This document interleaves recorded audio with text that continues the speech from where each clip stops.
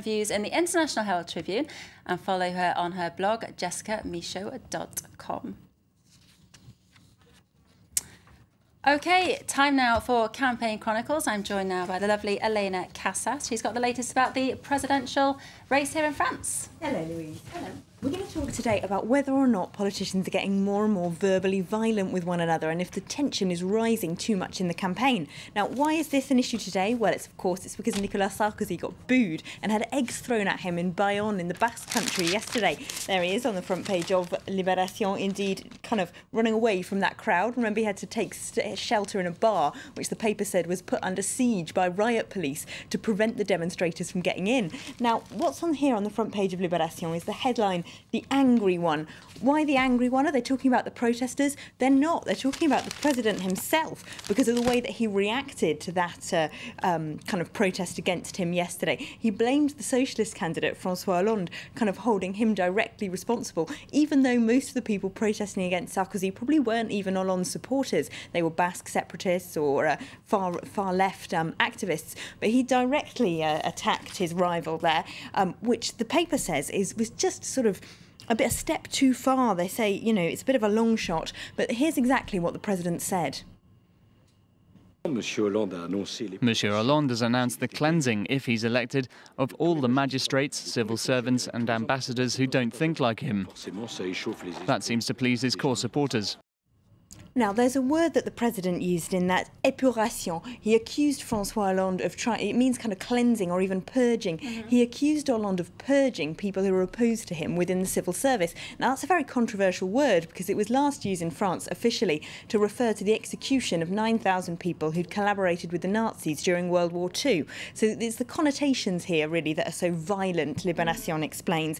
It's really a strong way to refer to your opponent. And it's not the first time, even this week, that Sarkozy has made quite a strong personal insult against François Hollande. He insulted his girlfriend, Valérie Trierweiler, on Tuesday, saying that she was in the pocket of the millionaire Vincent Bolloré because she presents a show on his TV channel. So the French Huffington Post, has been analysing if this is Sarkozy's new campaign strategy, basically directing personal insults at your opponent. And they've got his spokeswoman, Nathalie Kouskou-Morizet, in there because she also yesterday accused the socialists of coming up with too many personal insults. Hollande's spokesperson called Sarkozy a mix between Berlusconi and Putin, which upset the right quite a lot. So they're all sort of trying to lay into one another. And the Huffington Post says even that maybe the demonstration yesterday, the egg throwing at Sarkozy, shows that this kind of verbal discourse can lead to physical violence. It looks like the gloves are definitely coming off. Has Hollande risen to the bait? Well, he's trying to be as calm and diplomatic as possible. He's thinking about cutting the best presidential figure. So he's responded, as we can hopefully see, in the most calm way he can manage. We must act in a way that reflects the serious situation we're in, never resorting to useless sniping, to verbal violence, and especially not to physical violence. He was talking about politicians and their supporters resorting to physical violence there. It's not just Sarkozy that's been on the receiving end of physical violence this week. The socialist former presidential candidate and Arnaud Montebourg, who's quite a rising voice in the party, and his TV presenter girlfriend Audrey Pulvar got attacked, as the Nouvel Observateur reports, by Front National supporters who were chanting anti-Jewish slogans in Paris this week. Now, Marine Le Pen, the Front National leader, says she can't be held responsible for what her most far-right supporters want to do, and that she will actually sue anyone who suggests that it's her language that led to them wanting to be so violent. But, you know, the paper does point out, the Nouvel Obs does point out that it's this kind of very strong personal insults from presidential candidates that might just be generating this sort of angry physical reaction from their supporters out on the streets. Libération also has interviewed today the former socialist Prime Minister Michel Rocard. Now, he's 81 and kind of retired from politics, so he's in a position where he can he doesn't need to follow the Socialist Party line, if you like. He can say exactly what he really thinks. And he says in there that both on the left and on the right, in all the parties, candidates are falling into this trend of insulting one another personally and basically fighting dirtier and dirtier. He reckons that's because there's no intellectual content to their policies.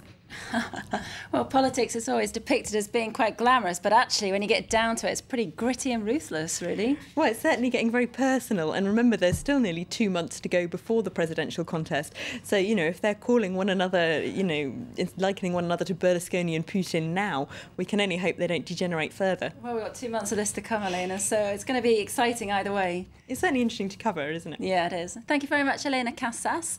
That's it for today's Campaign Chronicles. Thank you for joining us. And remember that Elena's following the presidential campaign at this time every weekday here on France 24.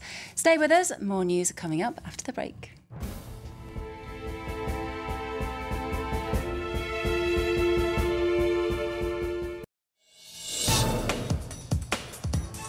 He's a disciple of the Church of Jesus Christ of Latter-day Saints. He's also a Republican presidential hopeful. Mormons could soon see one of their own in the White House. Often criticized for their lifestyle and beliefs, who are the Mormons? They make up 60% of the population of the state of Utah. A France 24 team went to their capital, Salt Lake City. A journey to the Mormon heartland. Today, 10:10 a.m. Paris time on France 24.